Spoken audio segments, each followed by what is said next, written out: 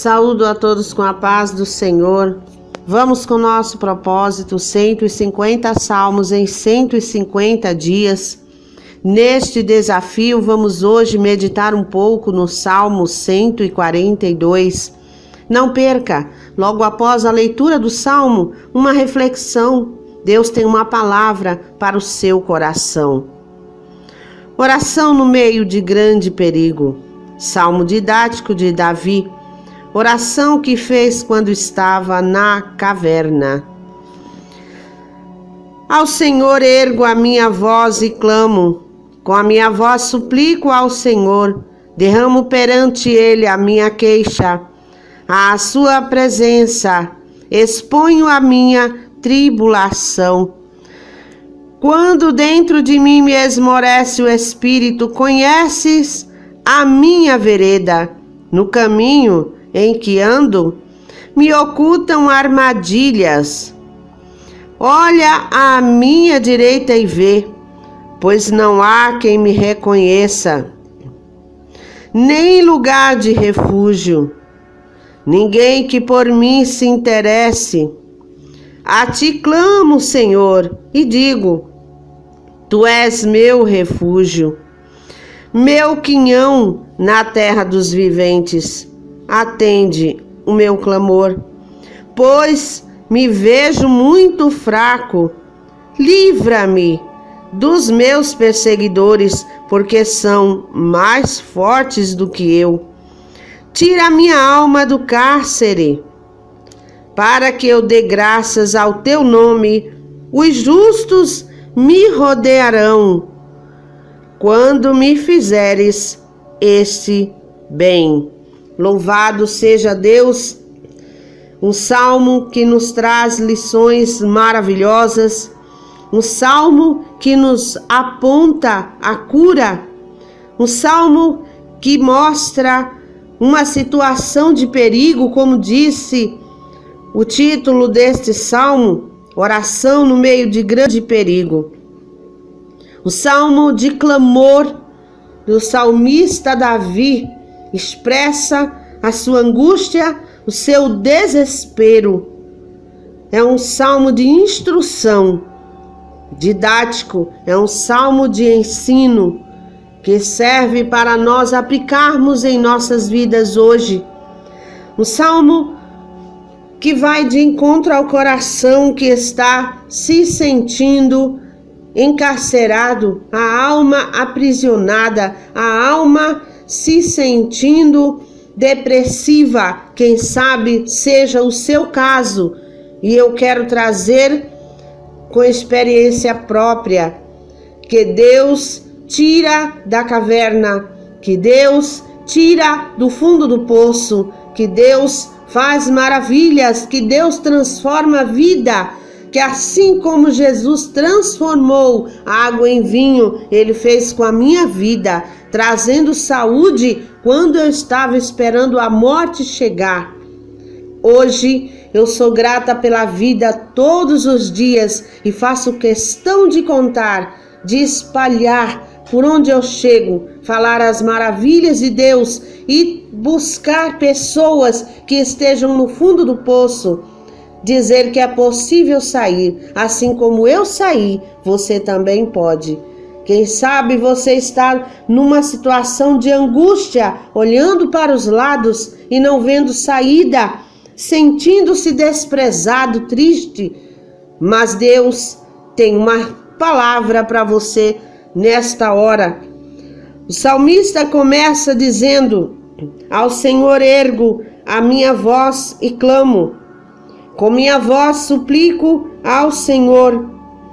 Então ele estava dizendo que era a Deus que ele suplicava, porque Deus, como ele reconhecendo a soberania, que tem a chave da vitória, que tem a solução para todos os problemas, porque Ele é o nosso Criador, o Criador do universo inteiro. Portanto, este ser maravilhoso tem poder suficiente para pleitear a minha causa e a tua. Ele disse: derramo perante Ele a minha queixa.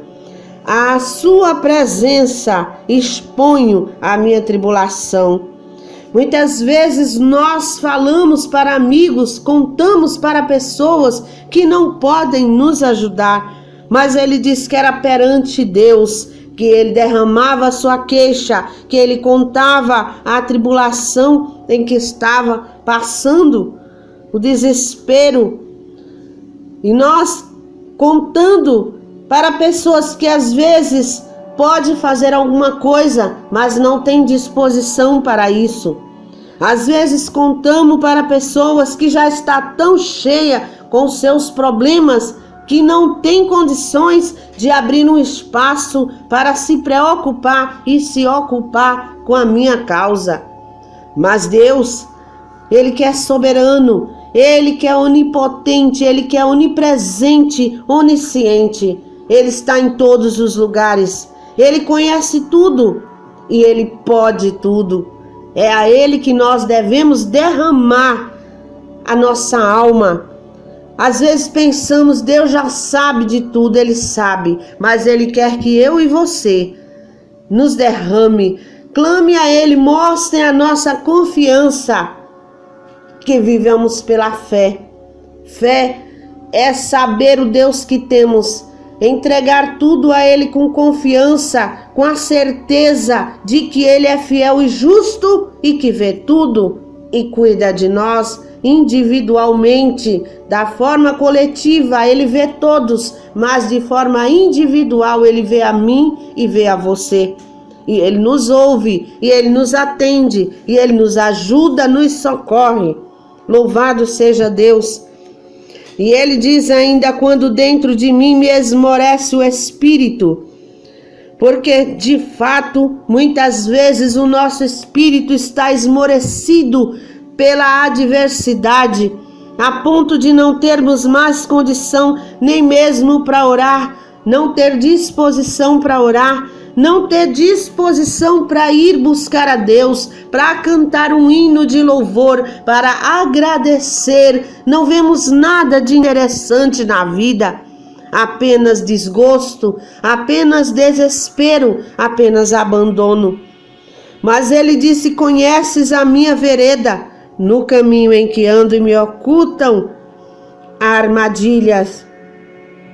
Deus conhece a nossa amargura, Ele conhece tudo dentro da nossa alma, mas Ele vê também as armadilhas que armam contra nós. Ele disse: olha à minha direita e vê, pois não há quem me reconheça, nem em lugar de refúgio ninguém que por mim se interesse. Muitas vezes estamos nessa situação, passamos por essa situação. Parece que ninguém nos vê, parece que ninguém dá nada por nós, parece que estamos abandonados, ninguém se interessa. Eu estou sofrendo, eu falo, mas parece que ninguém está vendo nada. Será possível que eu estou invisível? E acham que é nada. Mas também nós temos que entender uma coisa. As pessoas, cada uma tem os seus problemas. Seja o pastor, que muitas vezes olhamos e diz: ele não está nem aí para o que eu estou passando. Sejam as pessoas de dentro de casa, não estão nem aí para o que eu estou passando. Eu estou sofrendo e ninguém está vendo. E isso acontece de fato.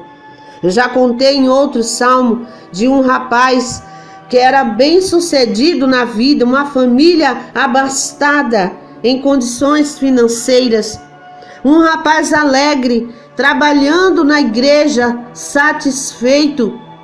E ele, ativo na obra.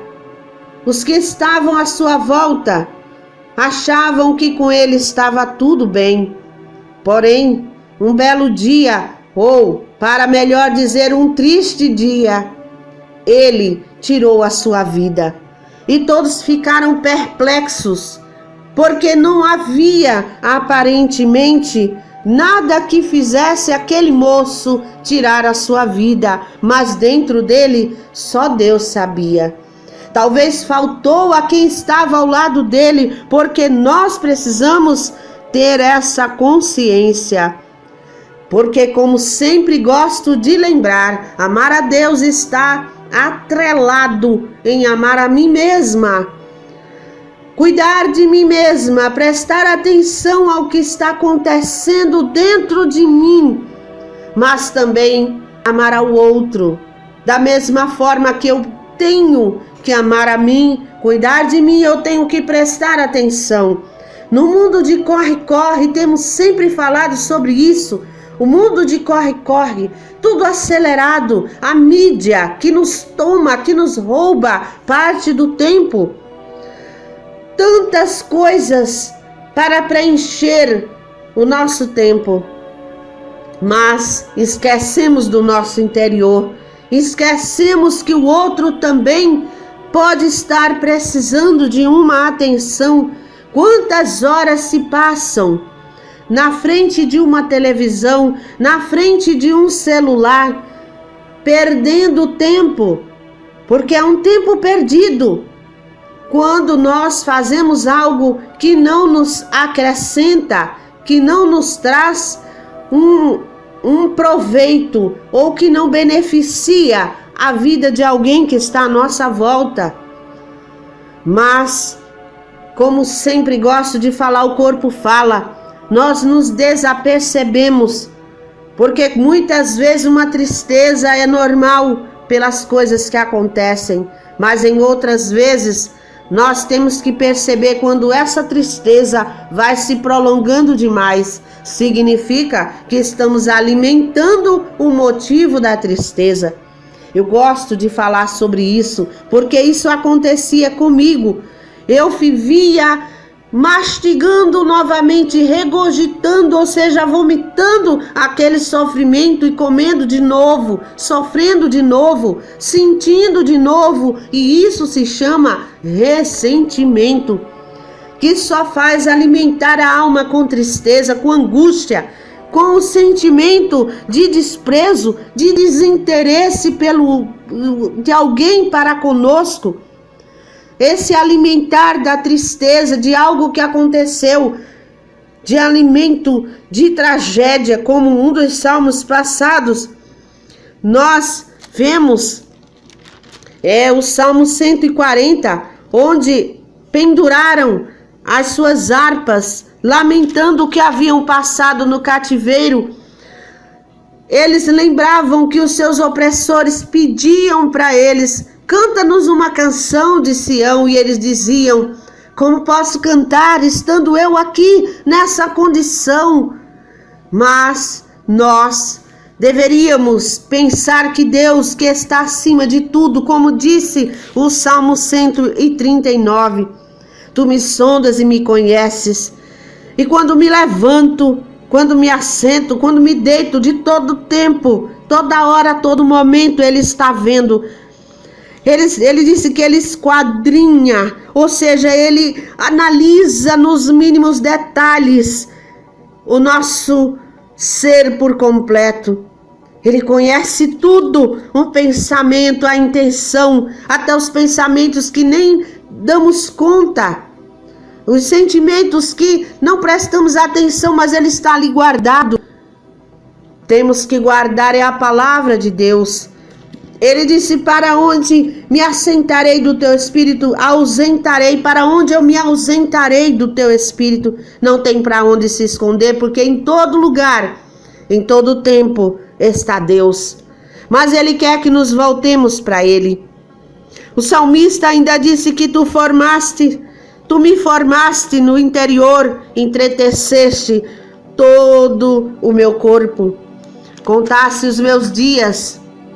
Então é esse Deus maravilhoso que nós devemos confiar e entregar as nossas causas. Prestar atenção a nós, mas prestar também atenção ao outro. Assim estaremos servindo a Deus.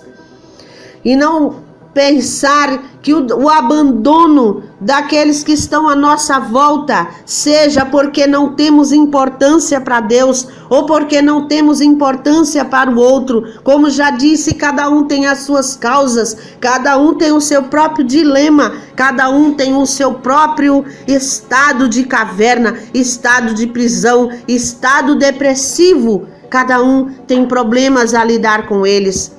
Cada um tem os seus desafios e muitas vezes caímos numa caverna para refletirmos em nossa vida, para melhorar alguma coisa que está errado, para ativar a nossa fé, para aumentar a nossa confiança em Deus.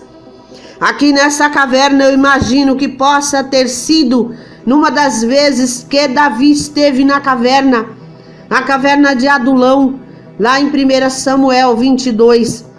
Quando ele estava escapando a sua vida das garras de Saul, que queria tragar-lhe a vida, queria tirar a vida de Davi, porque subiu à sua cabeça a confusão.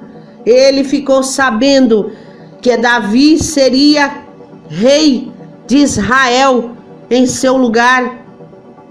E aí começa aquela coisa, muitas vezes a gente fica sabendo de algo e começa logo a se atemorizar, começa logo a tecer pensamentos e arquiteturas que nem sabemos se vamos passar por aquilo mesmo e esquecemos do Deus que servimos. Começa a criar na cabeça, na mente, conspiração, quando muitas vezes não há. Saul pensava que Davi estava conspirando contra ele para tomar-lhe o lugar, e não era verdade, porque Davi foi ungido ainda muito jovem. Deus disse que ele seria rei de Israel, e ele ficou no lugar dele fazendo aquilo que tinha que ser feito, vivendo a sua vida, esperando o tempo de Deus. E Saul colocou os carros na frente do boi, como diz o ditado, e começou a haver conspiração onde não havia. E lá nesse capítulo 22 de 1 Samuel diz que lá havia um dos servos dele também, que entregava sua alma, sua vida ao opositor, e começava a ver coisa onde não tinha, começava a distorcer o que tinha visto. Davi que foi pedir ao sacerdote pão e armas, e o sacerdote disse só tinha o pão da preposição, e deu-lhe, porque ele disse eu estou limpo. E o sacerdote, vocês tiveram mulheres antes da guerra? Não, nós não tivemos, porque estávamos nos preparando para a guerra, então dava para se alimentar daquele pão santo, era o que tinha naquele momento. Mas o homem foi acusar Aimeleque, eu acho que era o nome dele, ou Abimeleque, porque são nomes parecidos. E ele foi dizer que o sacerdote, olha, ele pegou e deu, tipo, ele fez por negligência, e não foi assim que aconteceu. Muitas vezes um caso acontece, chega mais à frente de uma forma distorcida, fazendo destruir a vida de uma pessoa. E a arma que ele deu para ele, a única que tinha, era que ele mesmo havia matado o gigante Golias, e estava lá guardada para exposição. Mas o homem mau disse que o sacerdote deu deliberadamente aquela arma, distorceu tudo. Muitas vezes falamos de causas sem saber a procedência, sem saber o que aconteceu de fato. Colocamos na cabeça que foi assim ou assado para acabar prejudicando, até mesmo sem a intenção de prejudicar. Nesse caso havia intenção. E o que aconteceu depois foi a consequência, que Saul, irado, indignado, mandou procurar Davi para matar. Indignado, mandou matar o sacerdote com toda a sua casa. Foram mais de 80 pessoas mortas, os sacerdotes, toda a sua parentela, homens, mulheres, crianças, animais, tudo morto, até as crianças de peito. Foi a consequência dessa maldita conversa sem causa. Mas Davi, passando por tudo isso, fugiu para a caverna. E lá ele se lembrou que em meio àquela angústia, ele tinha a quem clamar. Ele disse no verso 5, a ti clamo, Senhor, e digo, tu és o meu refúgio. Eu estou aqui escondido nessa caverna, mas refugiado em ti. Devemos lembrar disso, que mais que seja um recurso que vem à nossa frente, mas a solução só vem de Deus. E ele disse, o meu quinhão na terra dos viventes, Deus é o meu quinhão, a minha porção, a parte da herança, Deus é tudo que eu preciso. Deus é a minha provisão, é a providência. Eu preciso lembrar disso, lembrar a minha alma. Ele novamente com seu clamor no verso 6, atende o meu clamor, pois me vejo muito fraco. A fraqueza vem, mas não quer dizer que nós vamos perecer. Ele disse, livra-me dos meus perseguidores, porque são mais fortes do que eu. Ele estava dizendo ali que o problema era maior do que ele, mas ele lembrava que não era maior do que o seu Deus. Talvez você esteja passando por um problema tão difícil e veja que vai perecer, está perecendo a cada dia, porque o problema é tão grande. Você já orou tanto, você já pediu a Deus tanto e não muda a situação. Mas quem sabe está faltando só uma coisinha. Quem sabe está faltando uma pequena coisa que Deus está pedindo a você, está esperando de você. Quem sabe está precisando ainda você afirmar com a sua boca, declarar como Davi sempre declarava, tu és o meu refúgio, tu és o meu socorro, tu és a minha força, tu, Senhor. Eu sou falho, sou fraco, mas tu és a minha força. Coloca Deus na frente desta causa, desse problema, mas entrega totalmente a Ele com confiança. Para de ficar tomando dele toda hora. Para de ficar se preocupando. Se ocupa com a palavra de Deus. Se ocupa com o louvor a Deus. Procure ocupação para alimentar, para preencher a sua alma, para arrancar essa angústia, porque todos nós, depois da queda do Éden, formou-se um vazio dentro do ser humano, que ali era preenchido por Deus. Na viração do dia, Deus vinha falar com Adão, e era perfeito o seu relacionamento com Deus, era um relacionamento tranquilo. Mas ele, através do pecado, ele foi afastado do lugar da presença. Mas nós temos o privilégio, quando Jesus, ele entregou a sua vida, deixou a sua glória para se fazer carne em meu lugar, em teu lugar, para morrer em morte de cruz, levando ali, a Bíblia diz lá em Isaías 53, ele tomou sobre si as nossas dores, as dores do corpo, as dores da alma, as dores do espírito. E quantas vezes nós deixamos de olhar para a cruz desta forma?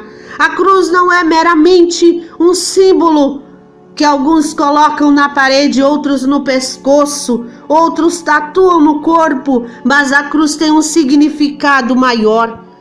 Ele estava ali por mim e por você, para nos dar o acesso a Deus, que antes somente os sacerdotes, os levitas, eles podiam chegar à presença de Deus no lugar santo. Mas hoje eu e você, glória seja dada ao nome santo de Jesus.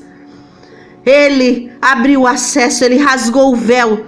E eu posso chegar em nome de Jesus ao trono de Deus, ao trono da graça e tomar posse da minha vitória. Nos falta ousadia que Paulo falou, que hoje, através de Cristo Jesus, nós podemos com ousadia entrar no trono de Deus e alcançar misericórdia. Por que não recebemos resposta das orações? Por que não recebemos cura do corpo? Por que ainda nos sentimos aprisionados a nossa alma. Como o salmista disse aqui, tira a minha alma do cárcere, para que eu dê graças ao teu nome. A alma dele estava encarcerada. Quem sabe nesta hora a sua alma está encarcerada, presa na tristeza, presa na angústia, presa na enfermidade, presa no desatento das outras pessoas, presa no desinteresse, se achando um nada, se achando uma porcaria, se achando sem sentido na vida. Mas eu quero dizer para você que Deus te escolheu ainda no útero da sua mãe. Você vai me ouvir falar sobre isso sempre, porque eu amo repetir. Deus escolheu você ainda no útero da sua mãe. Não foi à toa, não escolheu para essa vida medíocre, não escolheu para uma vida atrelada à tristeza, não te escolheu para uma vida atrelada de enfermidades. Não dizendo que não podemos passar por enfermidades, porque enquanto estivermos aqui, nós passaremos sim, experimentaremos, mas também não podemos acorrentar a nossa alma àquilo que está acontecendo à nossa volta. Porque Deus, Ele nos formou, Ele nos criou para o louvor da sua glória, como diz em Efésios 1:12, a fim de sermos para o louvor da sua glória. Nós, os que de antemão esperamos em Cristo, em quem também vós, depois que ouvistes a palavra da verdade, o evangelho da vossa salvação, tendo nele também crido, foste selado com o Santo Espírito da promessa. Se você já creu que Cristo é a salvação, se você já creu na palavra de Deus, faça uso dela, porque Deus é fiel, é poderoso, Ele é maravilhoso, Ele cura. Louvado seja Deus, Ele nos dá aquilo que precisamos, porque Ele é o nosso provedor. E como dizia sobre a cidade, não somos daqui, em Filipenses 3:20, ele diz, pois a nossa pátria está nos céus, de onde também aguardamos o Salvador, o Senhor Jesus Cristo, o qual transformará o nosso corpo de humilhação para ser igual ao corpo da sua glória, segundo a eficácia do poder que ele tem de até subordinar a si todas as coisas. Ele já colocou subordinado a ele as enfermidades, as dores, os problemas, as perseguições. Louvado seja Deus. Entrega o teu caminho ao Senhor, de fato, entrega mesmo, entrega tudo, confia nele e ele faz na sua vida. Ele tira a tua alma do cárcere, ele tirou a minha alma do cárcere, como já disse em outros salmos e digo sempre que tiver oportunidade. Deus me tirou do fundo do poço e foi no momento em que eu reconheci a sua soberania, a sua grandeza, o seu cuidado. Mas quando também eu reconheci o meu valor, eu me achava um nada, desprezada, não amada, ninguém me amava, ninguém queria saber de mim, ninguém me ajudava. Mas eu lembrei que eu sou um ser perfeito em Deus, porque sou obra das suas mãos. Todos os meus ossos foram entretecidos por Ele. Cada célula minha foi formada por Ele. Louvado seja Deus. Então esse Deus que me fez, que me criou, que permitiu que eu chegasse até aqui, que poupou a minha vida quando o adversário colocava na minha mente tirar a minha própria vida, e eu tentei por 3 vezes, e nenhuma delas foi bem sucedida, porque o dono da vida preservou a minha vida, a minha alma, para que eu chegasse até aqui, para dizer a você que você tem valor, que você é um ser maravilhoso. Se olha no espelho e consiga ver a obra de Deus, consiga ver você como algo da parte de Deus e que não está aqui sem causa. Deus quer transformar a sua vida como Jesus transformou a água em vinho. Ele quer transformar para fazer a tua vida uma bênção e abençoador de outras vidas. O propósito a que Ele designou na sua vida, ainda no útero da sua mãe, Ele quer cumprir, porque Ele é fiel e justo. Ele é poderoso para cumprir toda a sua vontade, todo o seu propósito, todos os seus planos na tua vida. Levanta a sua cabeça e, como o salmista, começa a clamar, mas clamar com certeza, e começa desde já a agradecer a vitória. Agradeça a vitória. Diga: Deus, eu te agradeço pela vida, eu te agradeço pela saúde, mas irmã, eu estou doente, eu estou sofrendo dores. Pela fé, o justo vive da fé. Comece a fechar os olhos e ver o seu corpo saudável. Se veja na posição de vitória, com os braços para cima, dizendo: Deus, eu te agradeço pela minha saúde, pela minha cura, pela minha vitória. Comece a agradecer, porque o seu problema já está resolvido em nome de Jesus. Eu declaro a bênção para a sua vida agora, que toda essa situação está sendo revertida agora. Comece a agradecer se você crê nessa palavra, porque nesse momento eu sou boca de Deus para a tua vida. Porque antes de gravar, eu digo: Deus, se utilize da minha boca para falar àqueles que vão ouvir esta palavra. E eu declaro na tua vida a bênção. E eu declaro para a tua vida que está sendo revertida essa situação. Se você tomar posse agora, não ore mais pedindo, mas comece a agradecer. Diga: Deus, eu te agradeço a vitória. Louvado seja Deus. Comece a agradecer, vendo a sua vitória. Em nome de Jesus. Se você puder curtir esse vídeo, se você puder compartilhar com uma pessoa, abençoando também a vida de alguém que está precisando ouvir uma palavra da parte de Deus, compartilha. E assim vamos alcançando mais vidas. Se você ainda não se inscreveu, ajuda o canal se inscrevendo para que possamos alcançar cada vez mais vidas e a plataforma entenda que esse conteúdo é relevante. Que Deus te abençoe e te guarde, que o Senhor faça resplandecer o seu rosto sobre ti, que tenha misericórdia de ti e te dê a paz. Um beijo no seu coração e a minha gratidão.